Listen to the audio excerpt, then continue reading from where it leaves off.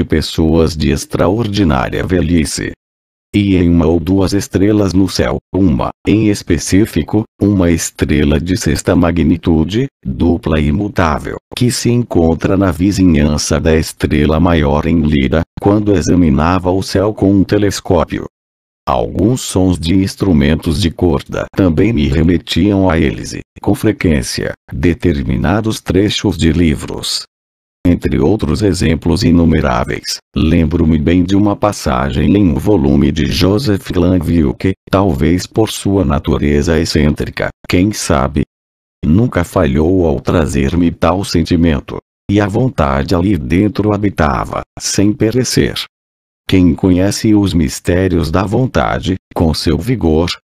Pois Deus nada mais é do que uma vontade suprema penetrando todas as coisas por força de sua intenção. O homem não se entrega aos anjos nem à morte por completo, exceto através da fraqueza de sua débil vontade. O decorrer de muitos anos, aliado a subsequentes reflexões, permitiram-me rastrear, de fato, alguma conexão remota entre essa passagem do filósofo moralista em inglês com uma parcela da personalidade de Ligeia. Sua intensidade de pensamento, ação e fala era, possivelmente, o resultado, ou, pelo menos, um indicador, de um anseio gigantesco que, durante nossa longa convivência, não exibiu nenhuma outra evidência mais imediata de sua existência. De todas as mulheres que conheci, ela, a que possuía a mais perfeita aparência de calma, a sempre plácida Ligeia, era a mais passível de ser violentamente tomada pelos tumultuosos abutres da paixão implacável.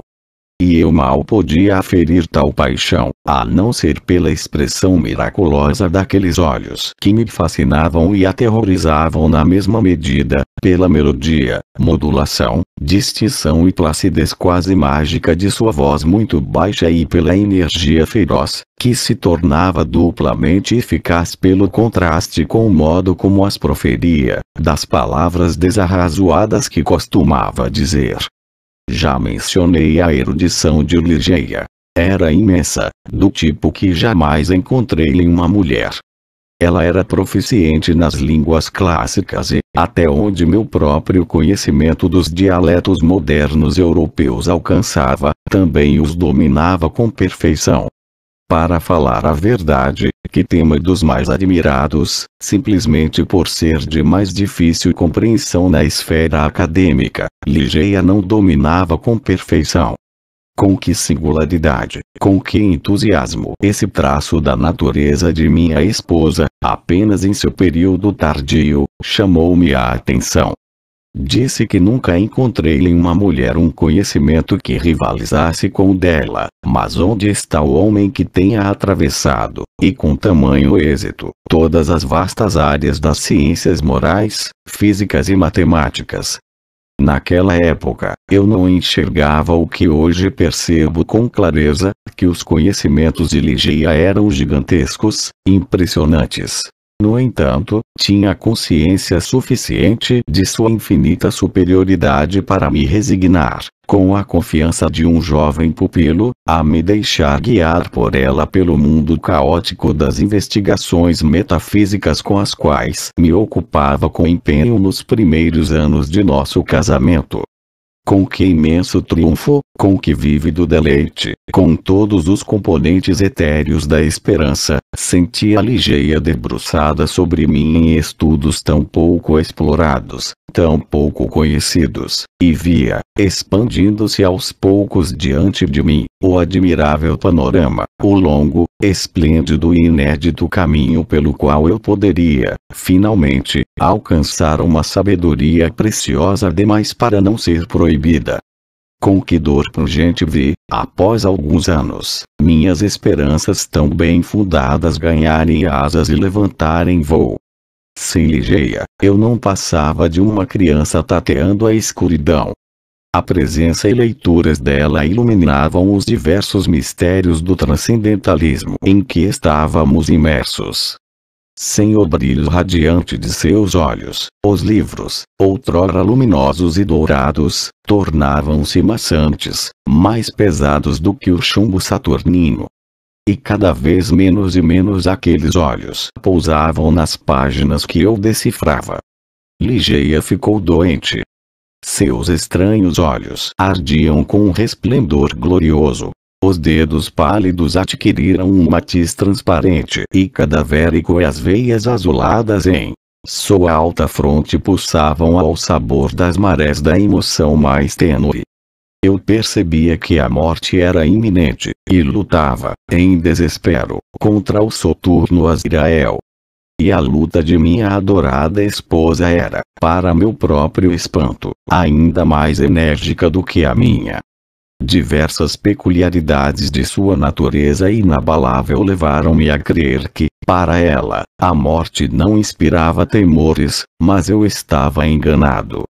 Nenhuma palavra é capaz de descrever com precisão a resistência feroz com a qual ela combateu a sombra. Eu gemia em angústia perante o espetáculo deplorável. Eu a teria acalmado, eu teria contemporizado. Porém, na intensidade de sua ânsia ferina pela vida, pela vida, pela vida e nada mais, consolo e razão soariam como tolices. Não obstante, até o último minuto, a despeito das convulsões mais violentas que contorceram seu bravo espírito, ela manteve a habitual placidez aparente. A voz tornou-se mais gentil, o tom, mais baixo, mas não desejo me deter no significado louco das palavras que pronunciava de modo tão suave. Sentia minha cabeça girar quando ouvia, arrebatado, uma melodia mais do que mortal. Suposições e aspirações até então desconhecidas pela mortalidade. Que ela me amava, não deveria duvidar. Era fácil tomar consciência de que, em um coração como o dela, o amor não poderia reinar como uma paixão comum. Contudo, foi somente na morte que a potência de seu afeto me impressionou por completo.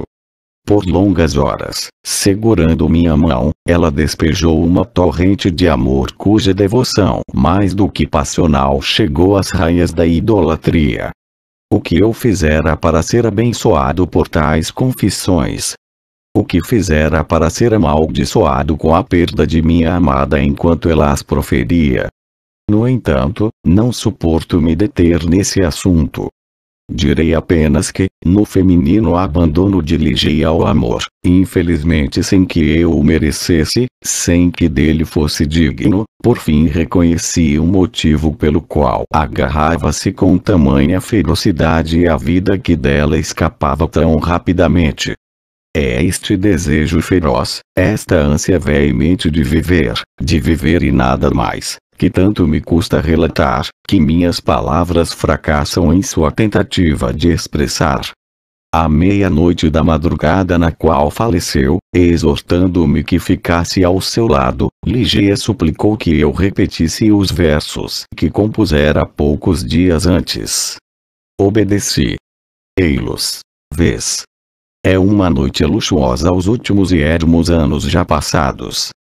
Uma horda alada de anjos gloriosa em véus e em pranto inundados senta em um teatro a assistir uma obra de esperanças e enfados, enquanto a orquestra arqueja irregular a música dos orbes ovalados. Mímicos, no papel de Deus grandioso, murmuram e abaixo ciciar, aqui e ali voam sem pouso, reles títeres, a andar ao comando de sombras vastas e amorfas que alteram o cenário ali e cá, ruflando de suas asas de condor invisível agoniar. Desse drama tão plural, com certeza, ninguém se esquecerá jamais.